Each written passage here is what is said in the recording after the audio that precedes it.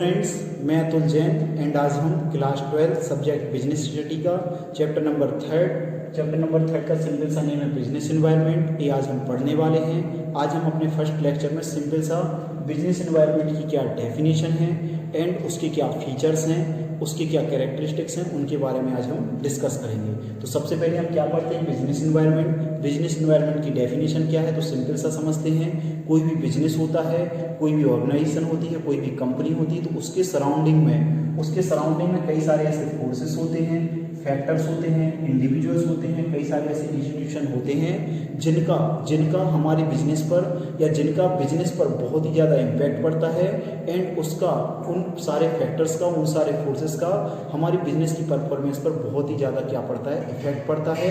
ऐसे सारे एनवायरनमेंट को हम क्या बोलते हैं, बिजनेस एनवायरनमेंट बोलते हैं। और सबसे इम्पोर्टेंट थिंग ये है कि हमारा उन फैक्टर्स पर, हमारा उन फोर्सेस पर, हमारा उन इंडिविजुअल्स पर कोई भी कंट्रोल नहीं होता।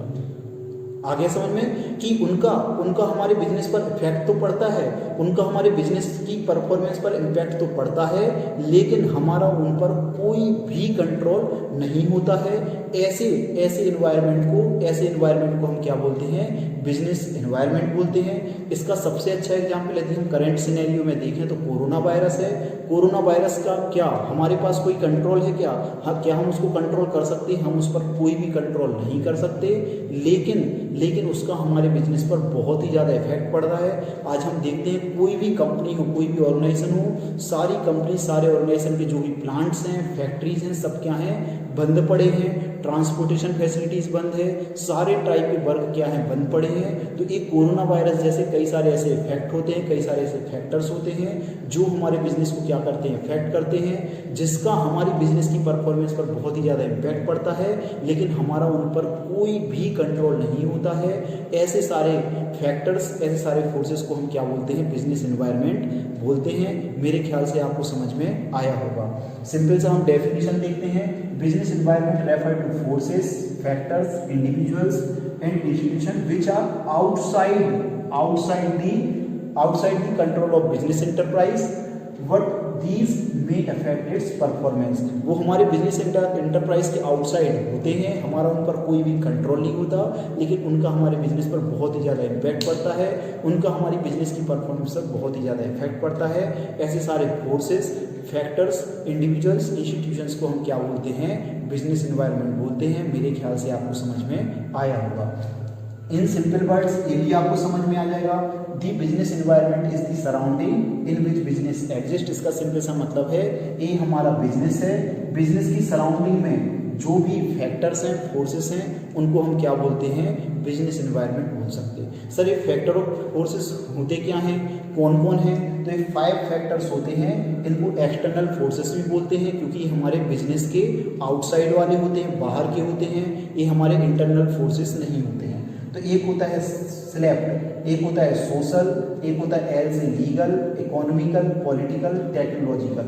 ये 5 फैक्टर्स होते हैं जो हमारे बिजनेस को क्या करते हैं, इफेक्ट करते हैं, या जिसके सराउंडिंग में हम क्या करते हैं, बिजनेस करते हैं। सर ये सोशल क्या होता है? तो सोशल का मतलब होता है, एज्यूम करो हम इंडिया में हैं, तो इंडिया में हमारा बिजनेस है, तो इंडिया के सराउंडिंग या जहाँ जिस प्लेस पर या जिस सिटी में हमारा बिजनेस है उसके सराउंडिंग में वहाँ का सोशल क्या है, सोशल का मतलब है वहाँ का कल्चर क्या है, वहाँ के रिचुअल्स क्या हैं, इन सब चीज़ों को हम क्या बोलेंगे, वहाँ का लाइफ स्टाइल क्या है, इन सब चीज़ों को हम क्या बोलेंगे, सोशल इन्वायरमेंट में आते हैं। सर लीगल क्या होता है? तो लीगल का मतलब होता है जिस कंट्री में हम बिजनेस कर रहे हैं वहाँ का लॉ कैसा है, वहाँ के एक्ट कैसे पास होते हैं, एक्ट कौन कौन से हैं, वहाँ पे जो कोर्ट्स के जजमेंट वगैरह कैसे होते हैं, वो किस में आता है, लीगल में आता है। सर इकोनॉमिकल में क्या आता है? इकोनॉमिकल में सिंपल सा आता है, गवर्नमेंट की जीडीपी क्या है, जीडीपी के बाद उस कंट्री की नेशनल इनकम क्या है।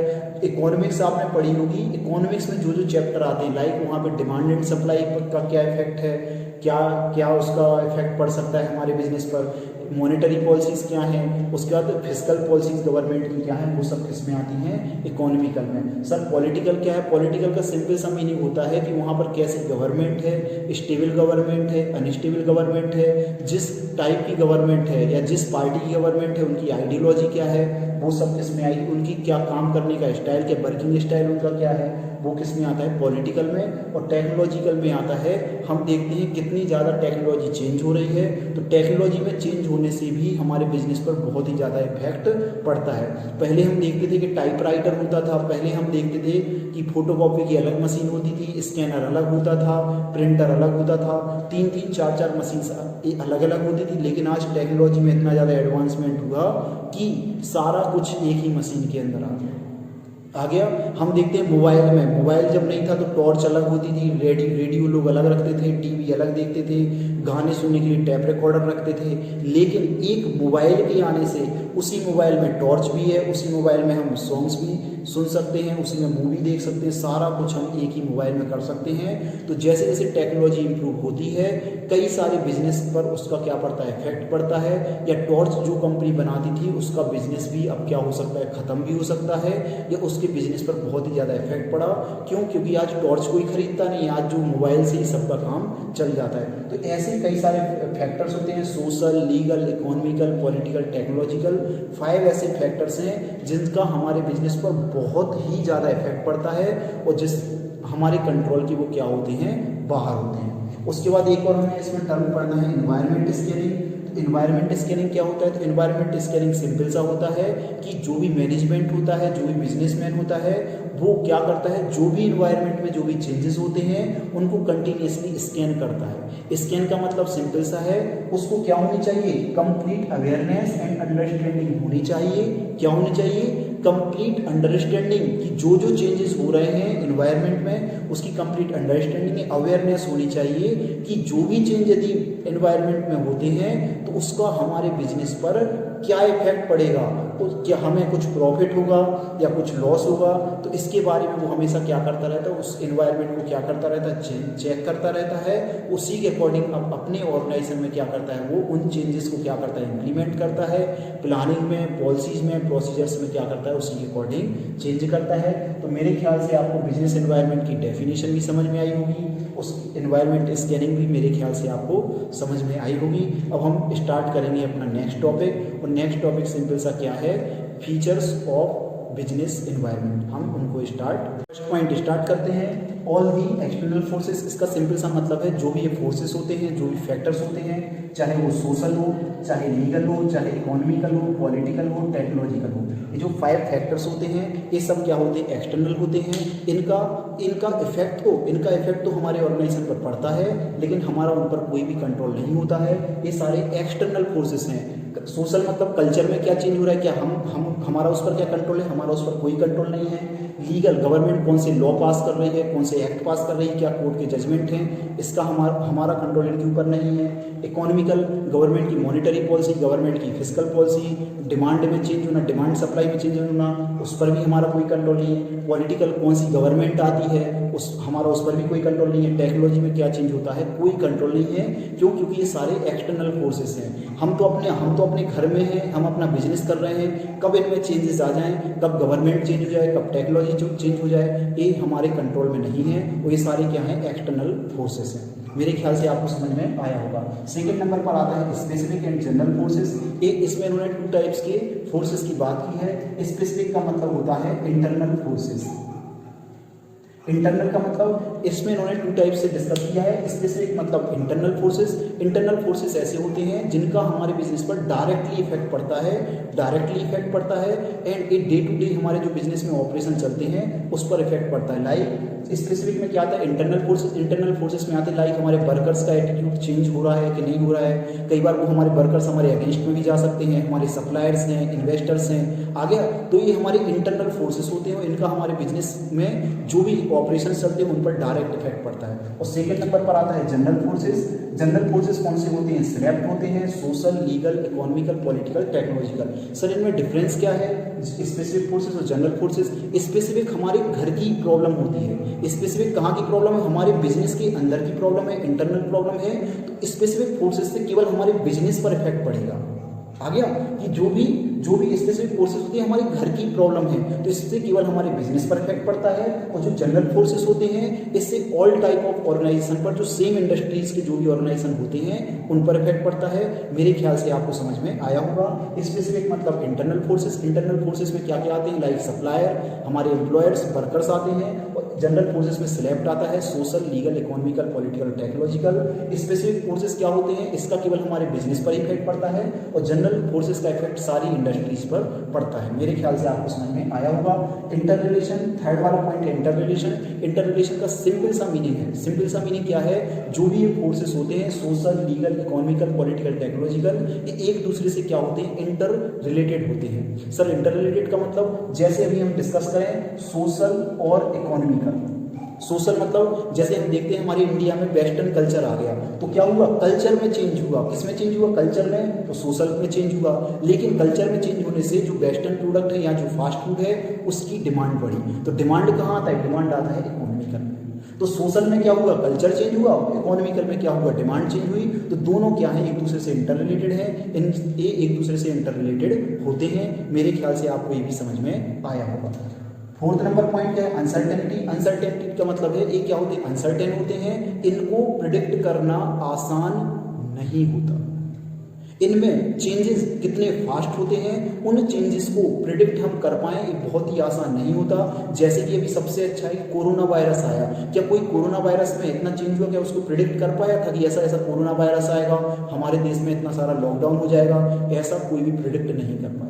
वो उसका हमारे बिजनेस पर इफेक्ट तो पड़ना ही है। तो ये अनसर्टेन होते हैं, अनिश्चित होते हैं, इनको प्रिडिक्ट हम आसानी से नहीं कर सकते। क्यों, क्योंकि जो भी एनवायरनमेंट होते हैं चाहे social, legal, economical, political, technological, ये फास्टली चेंज होते हैं, बहुत तेजी के साथ चेंज होते हैं, और इनको प्रिडिक्ट करना आसान नहीं होता है।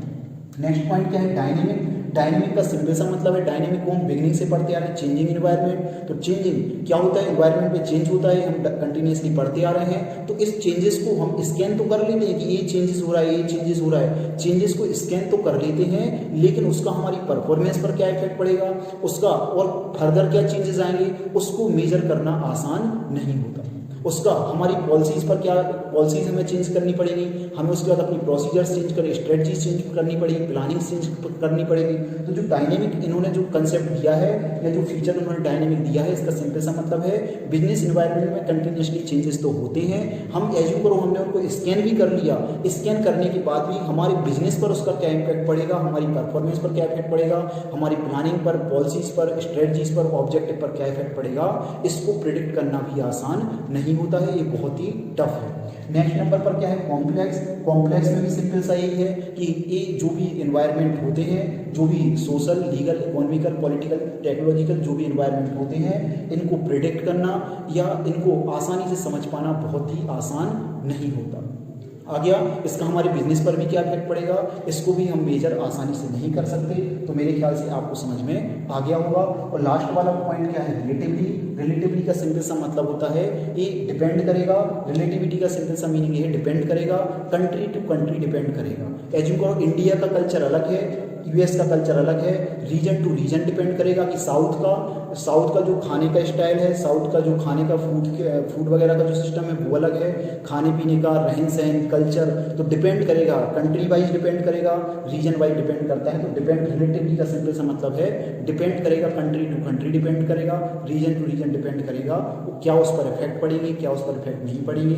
तो मेरे ख्याल से आपको समझ में आ गया होगा। आज हमने सिंपली क्या पढ़ा, सिंपली हमने पढ़ा बिजनेस एनवायरनमेंट की क्या डेफिनेशन थी, उसके क्या फीचर्स हैं, उसके क्या कैरेक्टरिस्टिक्स हैं, उनको हमने डिस्कस किया। एक चीज़ ध्यान रखना, कोई भी बिजनेस ऑर्गेनाइजेशन होता है उसमें जो भी बिजनेस एनवायरनमेंट होता है उस ऑर्गेनाइजेशन पर उसका बहुत ही ज़्यादा इफेक्ट पड़ता है। उसके लिए कई बार उसके लिए प्रॉब्लम्स भी क्रिएट हो सकती हैं और कई बार उसके लिए अपॉर्चुनिटीज़ बन के भी आता है। जैसे कोरोना वायरस है, तो कोरोना वायरस से क्या हुआ, आज हम देख रहे हैं सारी कंट्रीज ऑल ओवर वर्ल्ड में सब क्या बोल रहे हैं, चाइनीज़ वायरस है, चाइनीज़ वायरस है, चाइना को इसके लिए दोषी बता रहे हैं। तो कई सारी कंट्रीज क्या कर रही हैं, उसको दोष देकर अपने जो वहाँ के बिजनेस है, जो वहाँ पे उनकी कंपनीज वर्क कर रही हैं, उनसे बोल रही हैं कि अब आपको चाइना में वर्क नहीं करना।